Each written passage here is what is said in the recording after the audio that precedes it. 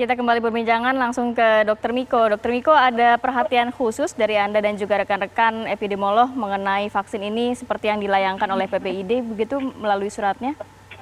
Ya, jadi vaksin ini diproduksi dalam waktu kurang dari 1 tahun. Jadi biasanya vaksin atau obat diproduksi dengan uji kimia, uji biologik, uji klinik itu bahkan sampai 2 tahun lebih, bahkan sampai 5 tahun. Jadi ini produksi vaksin yang sangat cepat karena memang situasinya pandemi. Ya, jadi itu bang pertama.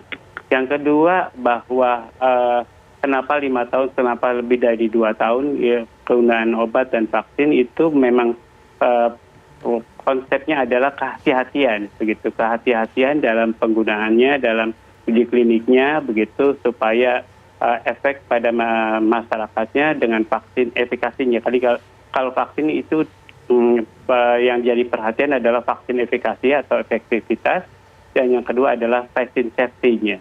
Jadi kalau lihat uji klinik fase 1 dan fase 2 vaksin COVID-19 dari pabrik besar manapun, baik itu Sinovac, Sinopharm, kemudian CanSino dan AstraZeneca, begitu. Kemudian itu semua vaksin efikasinya cukup baik, begitu. Jadi lebih dari 90%. Nah, kalau lihat vaksin safety-nya pada uji klinik fase 1 dan fase 2, juga itu vaksin safety-nya dilaporkan tidak ada efek yang berat. Nah, baru pada uji klinik fase 3, nah itu karena fase 1 itu ratusan sampelnya, kemudian uji klinik fase 2 itu ribuan, kalau uji klinik fase 3 itu puluhan ribu. Ya. Jadi bayangkan kita harus menguji klinik sampai puluhan ribu sampel karena kita nggak mau ada efek samping yang merugikan. Ya, jadi vaksin safety-nya benar-benar harus dijamin safe. Jadi safe pada 10.000 begitu. Jadi nah kalau uji klinik ini semuanya akan selesai pada bulan September atau November dari pabrik besar manapun, uji klinik fase 3 begitu. Nah, kita akan mengimpor begitu vaksin Sinovac. Uji kliniknya sebenarnya selesai November dan mungkin akan diimpor sekitar akhir November. Karena memang ada laporan kemudian kalau Sinovac kemudian di Brasil karena memang diuji klinik fase 3 di Brasil dan di Cina. Di Cina dengan 10.000 responden, kemudian di Brasil juga 10.000 responden begitu. Jadi 20-an ribu atau sekitar puluhan ribu diuji di dua negara itu. Nah, tapi kan ada isu ya, ada benarkah itu yang meninggal itu karena tadi kata Dr. Brian itu apalah yang placebo. Benar-benar vaksin apa placebo itu belum ada berita yang pasti. Oleh karena itu, kalaupun kita pakai emergency use of authorization, maka kemudian Badan POM akan melakukan review literatur terhadap uji klinik fase 3, fase 2, fase 1. Yang kedua, dia juga akan melakukan uji terhadap kandungannya, apa-apa saja dari bahan-bahan yang dikandung di vaksin itu diuji lagi. Kandungannya sebesar banyaknya konsentrasi virusnya berapa, kemudian zat-zat yang ada di tambahannya apa saja, dan kemudian apa efek yang mungkin terjadi. Jadi Badan POM harus menjamin itu begitu. Kalau sudah aman baru bisa dipakai untuk emergency use of authorization yang dinyatakan oleh Badan POM sendiri begitu bahwa dia akan menggunakannya. Nah, alasan emergency use of authorization begitu itu harus clear untuk apa gitu. Jadi kalau untuk mencegah kematian yang lebih banyak pada tenaga medis gitu, jadi itu boleh-boleh saja. Tapi sekali lagi kehati-hatian itu harus benar-benar dijamin begitu. Jadi harus hati-hati penggunaannya kepada masyarakat. Jadi belum lagi kalau edukasi ke masyarakat. Menurut saya sih ini terlalu cepat begitu dari uji klinik fase 3-nya selesai pada bulan November, bulan Desember akan digunakan. Kalau menurut proses kehati-hatian ya nggak terlihat proses hati-hati itu begitu. Kira-kira begitu. Saya ke Dokter Nazar. Dokter Nazar, tadi sudah ada penjelasan ya dari Dokter Brian. Saya sih ingin tahu, mungkin bisa dibantu juga menjelaskan pada publik begitu ya soal placebo ini dan juga vaksin ini, karena agar publik juga tidak rancu begitu, Dokter Nazar. Iya, sekarang begini, kita bisa saja mengatakan, kami semua pada tahu bahwa placebo itu isinya air kosong, itu teh manis itu kira-kira. Tapi masyarakat itu tidak tahu. Itu ini, jadi dalam kazanah penelitian. Jadi singkatnya, proses ini secara sederhana harusnya diterangkan kepada masyarakat. Bahwa ada diekspos yang meninggal itu karena placebo, saya percaya itu karena placebo. Penyakit lainnya yang menyebabkan kematian.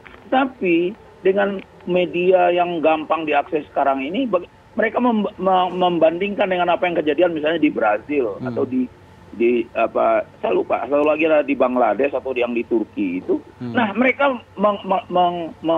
compare-nya tidak apple to apple, tapi yang jelas di masyarakat berkembang hal-hal yang seperti itu. Jadi dari sudut keamanan, benar tadi yang dikatakan bahwa sosialisasi yang gampang dicerna oleh seluruh lapisan masyarakat itu penting. Mempersiapkan masyarakat bisa menerima vaksinisasi itu penting.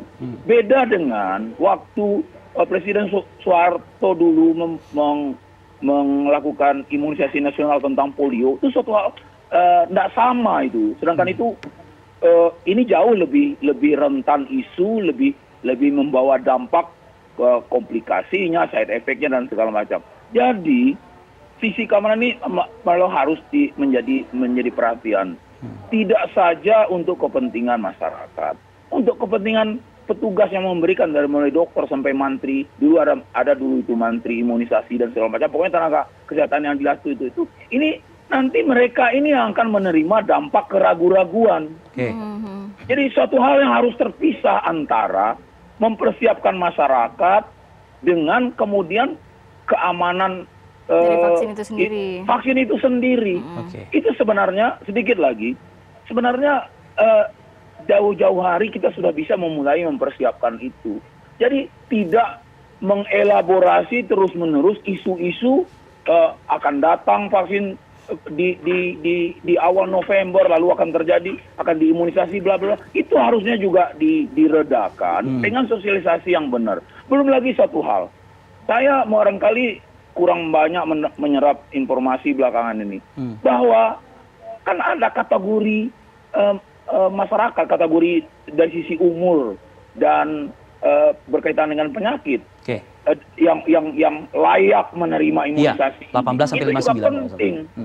Ya, jadi saya terus terang saja, saya tidak saja karena mengapresiasi lembaga yang ada di negeri ini. Tadi sudah dikatakan, Badan POM maupun Bio Farma itu kredibilitasnya itu udah mendunia itu. Jadi rekomendasi mereka buat kami sampai hari ini itu menjadi pegangan yang utama demi keamanan ini. Dokter Brian menjawab itu semua mungkin, Dokter Brian? Ya, saya rasa kita semuanya sejalan ya. Memang mungkin saya hanya mau meng-highlight lagi masalah persiapan. Kalau kita kembali lagi merujuk pada roadmap, pada roadmap masih dalam bentuk roadmap ya, yang sudah dipersiapkan sekarang. Di dalamnya itu ada tentu persiapan. Termasuk di dalam tidak hanya persiapan soal bagaimana layanan ini bisa dilakukan nantinya. Kenapa putus? Masih tersambung. Kita masih mendengar. Masih ada, ya? Kita masih mendengar. Ya. Jadi bukan hanya karena bagaimana layanan ini bisa dilakukan persiapannya, termasuk soal pengadaan vaksinnya, kemudian logistik pendukung yang lain, ada steering box-nya, safety box-nya, steeringnya dan seterusnya. Tetapi juga persiapan dua lagi, yaitu persiapan petugasnya. Ya tadi yang disampaikan oleh Dr. Nasir itu betul sekali. Bagaimana ini dilakukan, termasuk bagaimana nanti dilakukannya, masalah posnya, tempatnya di mana, dan yang berikutnya adalah siapa saja penerima manfaatnya. Kriterianya juga sudah beredar luas sekali, sekarang orang-orang sudah tahu siapa saja. Kemudian dan teman-teman di puskesmas yang berapa kali saya sampaikan bahwa puskesmas itu kan pusat pembangunan kesehatan masyarakat. Oke. Mereka mempunyai tanggung jawab atas penduduk di wilayah kerjanya. Oke. Mereka punya kewajiban pada saat ini adalah untuk mendata siapa calon-calon penerima manfaat dalam range usia yang sudah ditetapkan, kemudian dan melihat kriteria-kriteria yang lain. Karena nanti akan ditentukan siapa yang eligible, siapa yang exclusion dikeluarkan dari kriteria itu, dan ini akan menjadi daftar yang nantinya dipertimbangkan siapa yang akan mendapatkan, siapa yang didahulukan mendapatkan, dan seterusnya. Singkat saja mungkin Dokter Brian, secara finansial bagaimana ya? Karena kita juga publik juga terganggu juga dengan informasi yang beredar dalam headline kemarin juga kan, masalah finansial ini begitu. Kok kayaknya kayak bleeding banget nih sampai buat ngadain vaksin ini begitu. Iya. Jadi kan kita bagi atas dua ya, Mas. Jadi kalau dia menjadi program nasional, ada kelompok-kelompok yang memang menjadi tanggung jawab negara untuk memastikan mereka akses atas layanan layanan imunisasi ini. Ini tentu saja akan dibayar oleh pemerintah. Kalau kita lihat coba di dalam kriteria, ada kriteria di sana masyarakat awam, hampir setengah dari target kita 160 juta penduduk, itu hampir setengahnya ini adalah mereka yang masuk kriteria sebagai penerima bantuan iuran PBI, BPJS, JKN. Artinya mereka memang dikategorikan sebagai 10% yang termiskin begitu ya. Sehingga kalau harus bayar dia tidak mampu. Ini kewajiban negara dan beberapa kelompok masyarakat yang lain. Tetapi penduduk kita kan 260 juta lebih. Sisanya bagaimana? Ya, sisanya itu dimungkinkan untuk secara mandiri melakukan vaksinasi ini. Artinya mereka mengeluarkan out of pocket. Begitu. Jadi tidak semuanya ditanggung oleh pemerintah. Kalau kita mampu maunya seperti itu. Tapi kan melihat pemerataan kan juga melihat pemerataan dari sisi keadilan. Baik. Saya mohon maaf harus meninggalkan di sini. Terima kasih banyak Dokter Brian. Ini saya juga terakhir ke Dokter Miko. Jadi melihat skema dari pemerintah nampaknya sudah cukup matang begitu untuk vaksinisasi ini. Kalau dari Dokter Miko singkat saja Dok. Ya, jadi kalau program vaksinasi pemerintah memang dari tahun 74. Jadi kalau pemerintah diminta untuk melakukan vaksinasi ya itu tahun 74, bayangin sudah siap.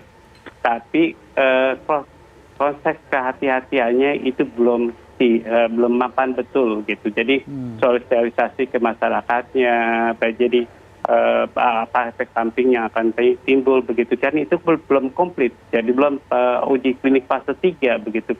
Bagaimana bisa menginformasikan efek sampingnya ke masyarakat kalau belum uji klinik fase 3-nya belum selesai gitu. Jadi sebaiknya dia ditunggu hasil uji klinik fase 3 karena di uji klinik fase 3 ada efek samping yang tidak mungkin terjadi pada uji klinik fase 2 dan fase 1.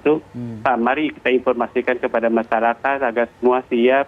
Belum lagi halal haramnya, belum lagi banyak sekali yang harus diinformasikan kepada masyarakat. Dan informasi ini belum menyeluruh ya Betul, jadi masyarakat rasanya belum terinformasikan banyak hal. Secara penuh, mungkin sudah tapi belum penuh begitu ya. Betul, belum ya. Baik, Dokter Miko terima kasih atas waktunya. Dokter Nazar terima kasih atas paparannya untuk pagi ini Dokter Nazar. Sehat-sehat untuk kita semua.